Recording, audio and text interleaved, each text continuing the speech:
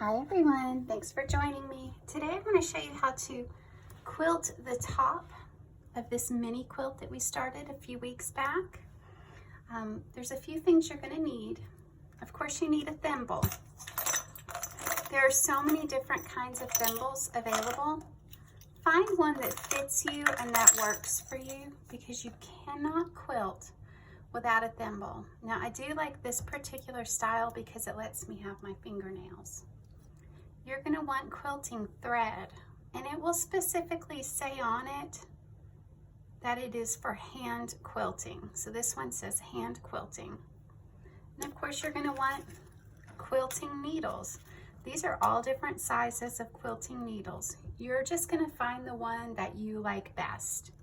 There's a few different things I want to show you when you are quilting. Let's see. First thing, I'm going to show you the knot that I use when I am quilting. So go ahead and thread that. I'm not going to make this really long, but I'm going to show you how to get started. Of course, you're going to make your knot.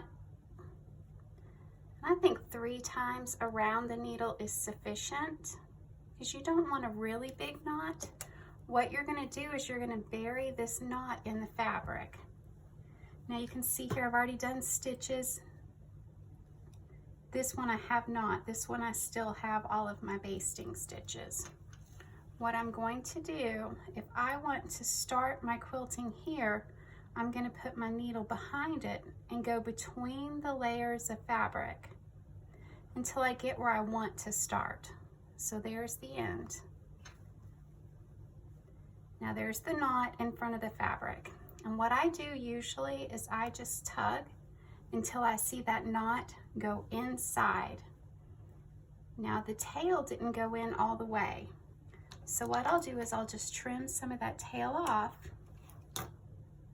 And see, now it's hidden and there's a knot inside. Now for the actual quilting, what you're going to do is you have a hand underneath, and of course you have your needle in this hand. I like for my needle to go straight down until I literally poke my finger. And after a few days, my finger will get a little bit sore, but I really like to feel it. And then I'm actually using my fingernail to kind of guide that needle back up.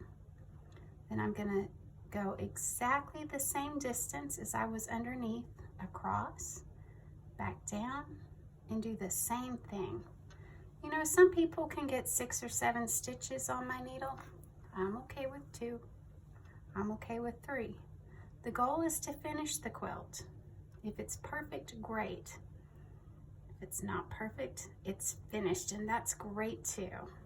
So just a couple of stitches. So there you have it.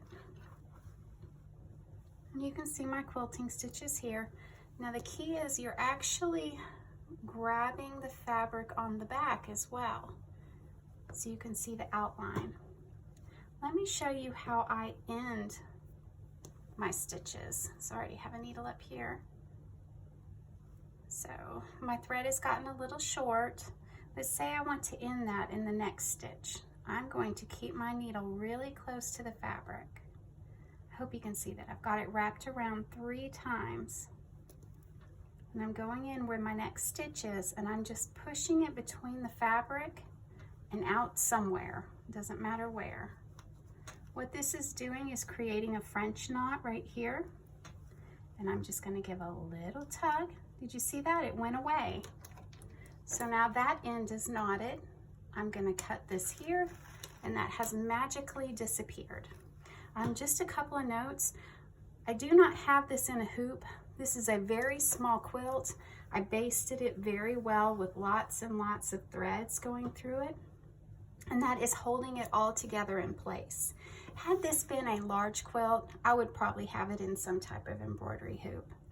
I certainly hope this has been helpful for you guys. I can't wait for you guys to go on to my Facebook page and share your finished quilts. My Facebook group is called Learn to English Paper Piece.